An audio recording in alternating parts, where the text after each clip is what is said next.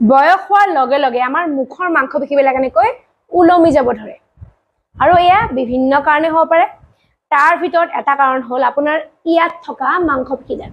এই মাংসপেশীডালৰ নাম হ'ল ষ্টাৰ্নোক্লেডোমাষ্টয়েড যাক আমি এনেকৈ ধৰিব পাৰো এই মাংসপেশীডাল যেতিয়া বয়স হোৱাৰ লগে লগে টাইট হৈ যায় এই মাংসপেশীডালে মুখৰ মাংসপেশীবিলাক টানে তাৰ ফলত আমাৰ মুখবিলাক এনেকৈ ওলমি যায় আপোনাৰ যাতে ভৱিষ্যততে গৈ মুখখন এনেকৈ এই মাংসপেশীডালৰ ফলত ওলমি নাযায় তাৰ বাবে মই আপোনাক এটা বহুত বেছি সহজ ব্যায়াম শিকাম ব্যায়ামটো কৰাৰ বাবে আপুনি আপোনাৰ হাতৰ আঙুলিকেইটা এনেকৈ ল'ব লৈ আপুনি দুইটা ফালৰ এই মাংসপেশীডাল মানে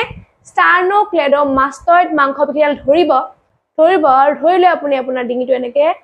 এটা চাইডে ভাঁজ কৰি দিব আৰু আনটো চাইডে ভাঁজ কৰি দিব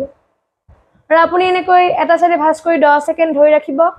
আৰু আনটো চাইডে ভাঁজ কৰিও 10 সেকেন্ড ধৰি ৰাখিব আপুনি এনেকৈ ব্যায়ামটো 5 পৰা 10 বাৰলৈ পুনৰাবৃত্তি কৰিব